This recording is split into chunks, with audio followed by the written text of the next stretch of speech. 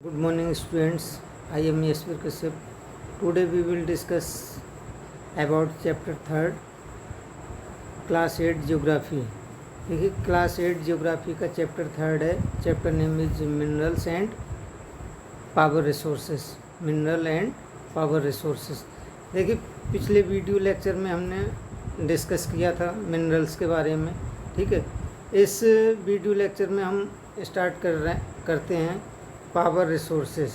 ठीक है, power resources क्या होते हैं, कैसे उनका यूज होता है और उनके क्या क्या हमें फ़ायदे होते हैं, उन सब के बारे में हम इस वीडियो लेक्चर में पढ़ेंगे. ठीक है, तो चलिए स्टार्ट करते हैं.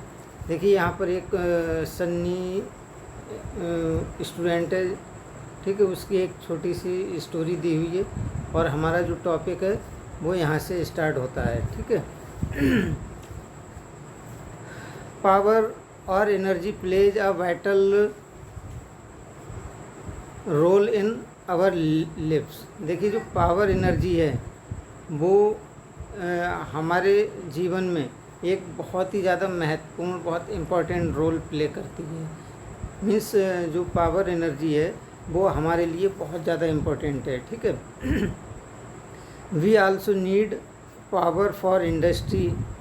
हमें जो पावर है उसकी आवश्यकता होती है इंडस्ट्री में. जो हमारी इंडस्ट्रीज़ हैं, बहुत सारी इंडस्ट्रीज़ हैं. ठीक है, जिनमें प्रोडक्शन वर्क होता है, उनमें हमें बहुत सारी मशीन्स को चलाने के लिए पावर एनर्जी की आवश्यकता होती है. ठीक है, इसके अलावा आपके एग्रीकल्चर में, ट्रांसपोर्ट में, कम्युनिकेशन में एंड डिफेंस में, इन सब चीज़ों में हमें पावर एनर्जी की बहुत ज़्यादा आवश्यकता होती है. ठीक है, पावर रिसोर्सेस में भी broadly categorised as conventional and non conventional resources.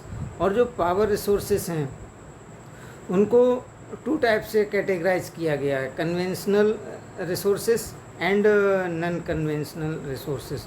तो इसको हम 1 बाय 1 करके डिस्कस करेंगे. फर्स्टली हम डिस्कस करते हैं इसमें कन्वेंशनल रिसोर्सेस. Conventional resources. ठीक है, तो कन्वेंशनल रिसोर्सेज के बारे में यहाँ पर बताया गया कि conventional resources of energy are those which have been in common use for a long time. देखिए जो कन्वेंशनल सोर्सेस होते हैं एनर्जी के, ठीक है, उसमें क्या होता है कि ये बहुत कॉमन यूज होते हैं और काफ़ी लंबे समय से ये यूज होते हैं. ठीक है, जिनको हम परंपरागत रिसोर्सेज भी कहते हैं. ठीक है, जैसे इसमें एग्जांपल के लिए दिया हुआ firewood and fossil fuels are the 2 main conventional energy sources. Firewood में आपका जैसे वुड आ जाती है. ठीक है, इसके अलावा काव डंग आ जाता है, जिसको हम मतलब कुकिंग में यूज करते हैं. ठीक है, तो इस तरह से क्या है कि ये फ्यूल्स हैं जो कन्वेंशनल एनर्जी के सोर्सेस हैं एक तरह से. ठीक है, और जो फॉसिल फ्यूल्स हैं वो भी इसी के अंतर्गत आते हैं. ठीक है, तो फर्स्टली इसमें डिस्कस करते हैं फायरवुड. फायरवुड के बारे में इसमें बताया गया कि it is widely used for cooking and heating. ये सबसे ज़्यादा आपके कुकिंग और हीटिंग में यूज होता है firewood. Clear. In our country more than 50% of energy used by villagers comes from firewood. लगभग हमारी कंट्री में मोर देन 50% जो एनर्जी है वो ब्लेजर्स के द्वारा जो यूज़ की जाती है, ठीक है, वो फायरवुड से ही यूज़ की जाती है. Clear. Now come to next point बेटा. नेक्स्ट पॉइंट है हमारा remains of plants and animals which were buried under the earth for millions of years got converted by the heat and pressure into fossil fuels. देखिए fossil fuels क्या होते हैं. ठीक है, इसमें बताया कि जो प्लांट्स होते हैं हमारे, ठीक है, ये डेड हो जाते हैं. एनिमल्स होते हैं ये डेड हो जाते हैं बहुत सालों के बाद, मिलियंस ऑफ ईयर्स के बाद. ये क्या होता है कि अंडर द अर्थ के अंदर ये क्या होते हैं कि वरीड हो जाते हैं। वरीड मीन्स दब जाते हैं एक तरह से, ठीक है। जो अर्थ की ऊपरी लेयर होती है उसके नीचे ये दब जाते हैं, और दबने से क्या होता है कि मिलियंस ऑफ ईयर्स, लगभग बहुत सालों के बाद क्या होता है कि million of years got converted by the heat and pressure. इनमें हीट और प्रेशर लगता है, ठीक है। हीट लगती है और प्रेशर लगता है। इससे क्या होता है कि ये फॉसिल फ्यूल्स में कन्वर्ट हो जाते हैं। क्लियर। जैसे कि मान लिया यहाँ पर ये आपके बहुत सारे वो दबे हुए थे, ठीक है, और ये हमारी अर्थ लेयर है, और इस पर बहुत सारी अर्थ लेयर ये इस तरह से बनती चली गई। तो धीरे धीरे यहाँ पर ये, और नीचे इसमें ये मोल्टन मैग्मा था भरा हुआ, ठीक है। और मोल्टन मैग्मा से क्या हुआ कि इससे इस पर हीट पड़ी काफ़ी ज़्यादा, और प्रेशर पड़ा। प्रेशर से फिर ये क्या हुआ, ये आपके फॉसिल फ्यूल्स में कन्वर्ट हो जाते हैं इसी तरह से, ठीक है।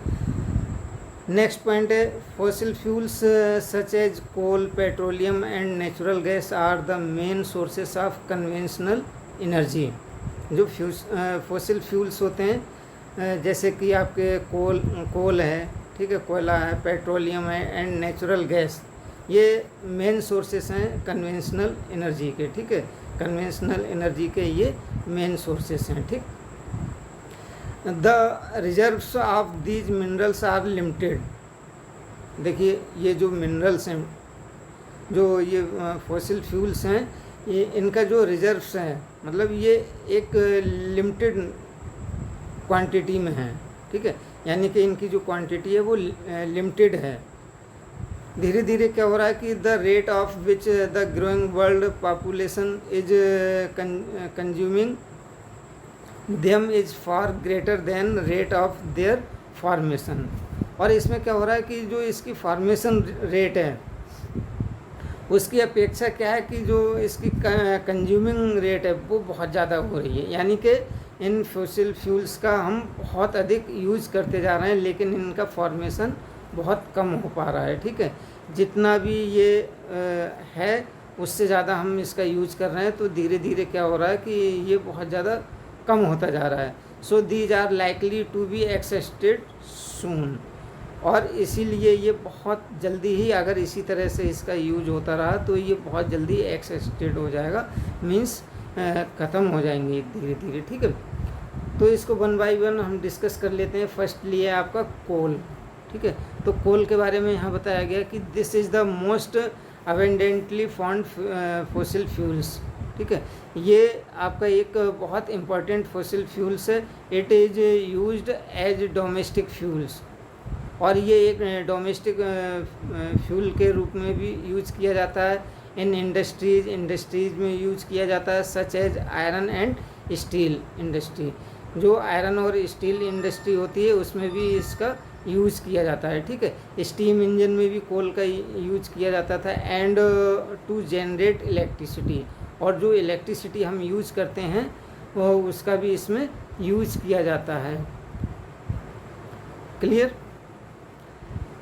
Electricity from coal is called thermal power, ठीक है। जो इलेक्ट्रिसिटी है आपकी फॉर्म होती है कोल से, उसको हम क्या कहते हैं, थर्मल पावर कहते हैं, ठीक है।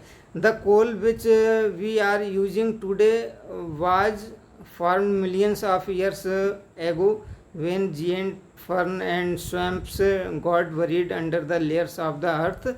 Coal is therefore referred to as buried sunshine.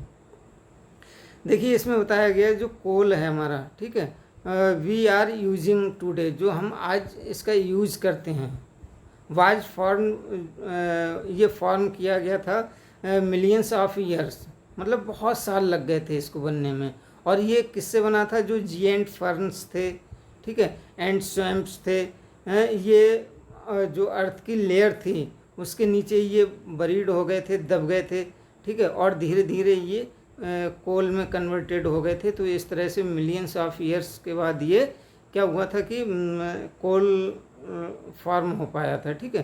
Coal is therefore, इसीलिए इसको क्या, जो कोल है उसको बरीड सनशाइन कहते हैं। क्लियर। नेक्स्ट पॉइंट है हमारा the leading coal producers of world. जो वर्ल्ड के मुख्य प्रोड्यूसर्स हैं, कोल प्रोड्यूसर्स हैं, मतलब कोयले का उत्पाद करने वाले हैं, उनमें आपका चाइना है, यूएसए है, Germany, Russia, South Africa and France, ये कंट्री हैं। इनमें बहुत ज़्यादा कोल का प्रोडक्शन होता है, ठीक है। The coal producing area of India, और इंडिया में इसके कौन कौन से कोल प्रोड्यूसिंग के कौन कौन से एरियाज हैं, इनमें आपका रानीगंज है, झरिया, धनबाद एंड बोकारो इन झारखंड में बोकारो है। इन जगह पर कोल पाया जाता है। क्लियर। नेक्स्ट पॉइंट है हमारा पेट्रोलियम, ठीक है। Petroleum, the petrol that keeps your car running as well as the oil that keeps your cycle from स्क्वेकिंग।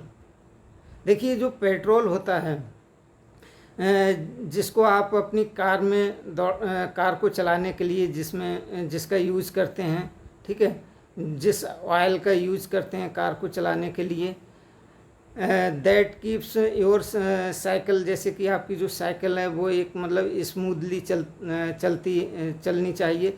कभी कभी क्या होता है कि उसमें स्क्वेकिंग होती है, ठीक है। स्क्वेकिंग मीन्स होता है जैसे एक तरह से कभी कभी होता है कि साइकिल हम चलाते हैं तो उसमें चूं चूं की सी आवाज़ आती है, ठीक है, वो बहुत अजीब तरह की आवाज़ करती है, उसको हम क्या कहते हैं, स्क्वेकिंग कहते हैं। और जब हम उसमें ऑयलिंग कर लेते हैं, मीन्स उसमें थोड़ा बहुत ऑयल लगा लेते हैं, तो उसकी आवाज़ ख़त्म हो जाती है और वो एक तरह से स्मूथली चलने लगती है, ठीक है।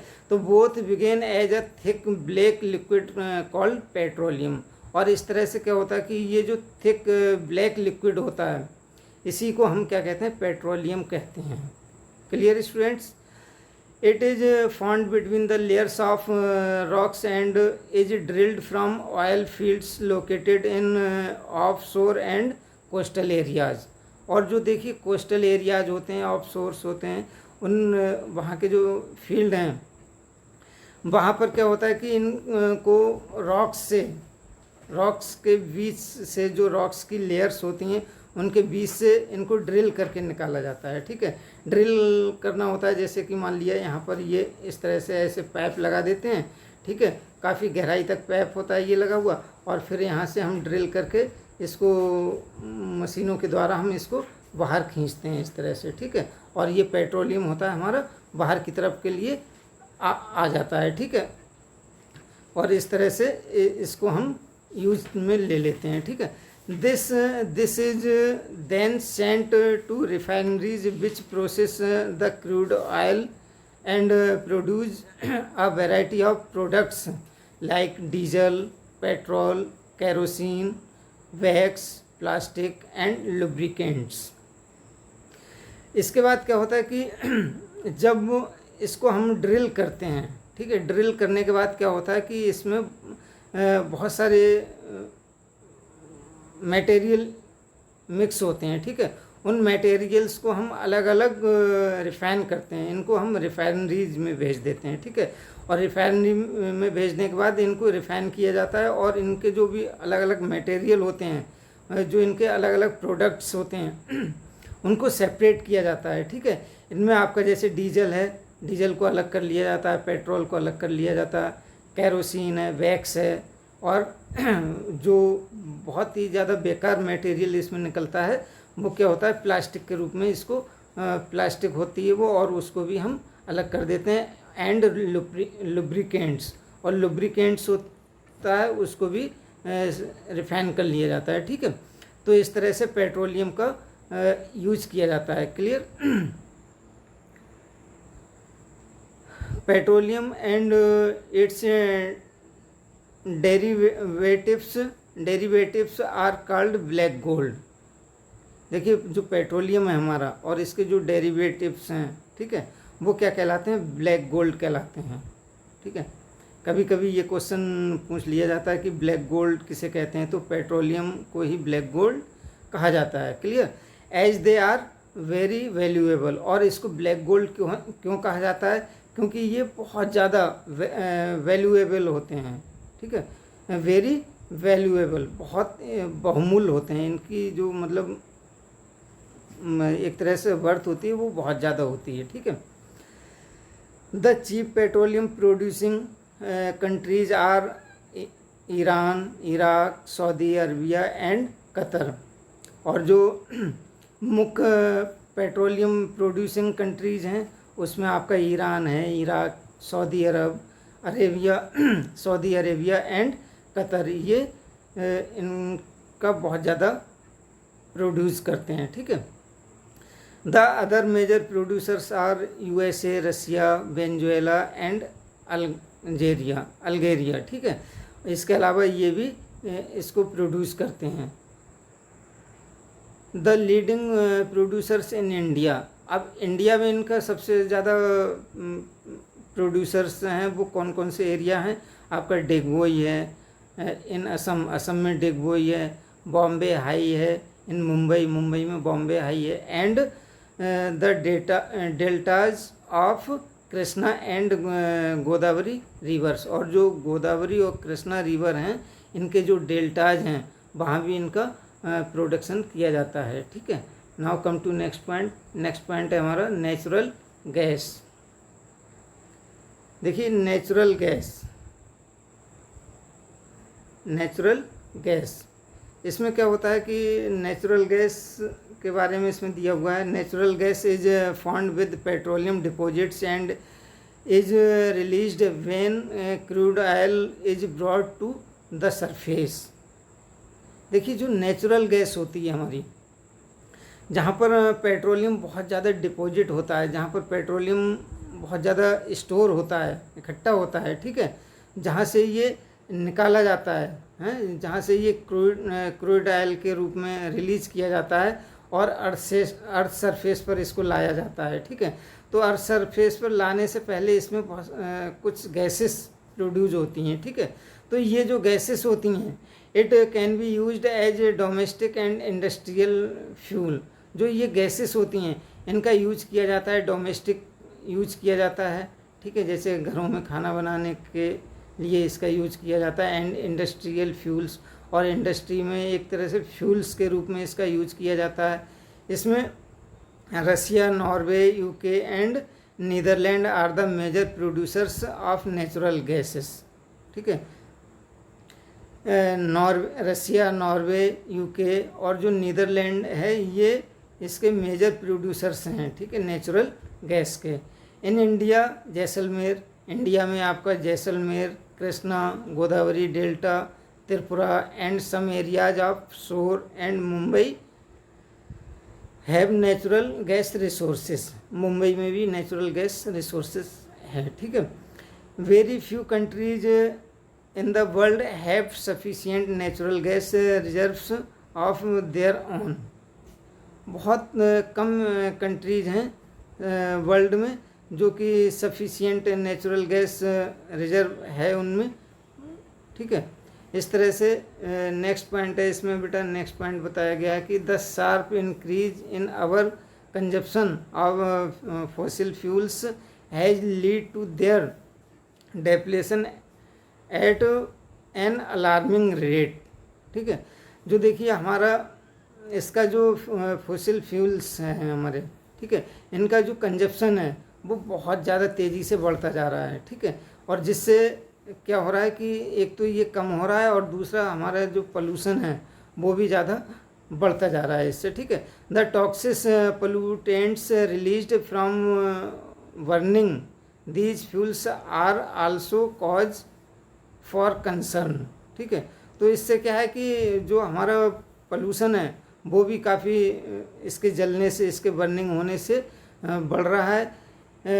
Unchecked burning of fossil fuels is like an unchecked dripping tap which will eventually run dry. This has lead to tapping of various non conventional sources of energy that are cleaner alternative to fossil fuels. तो इस तरह से इसमें बताया गया कि जो fossil fuels का यूज बहुत तेज़ी से बढ़ता जा रहा है, इसका कंजप्शन बहुत तेज़ी से बढ़ता जा रहा है। तो इसमें क्या है कि इसके बर्निंग से बहुत ज़्यादा हमारा जो एटमॉस्फियर है वो बहुत ज़्यादा पल्यूट होता जा रहा है, ठीक है। तो इसको हमें टाइम टू टाइम इसको मतलब चेक करते रहना चाहिए, ठीक है। और ये एक नॉन कन्वेंशनल सोर्स है एनर्जी का, ठीक है। इस तरह से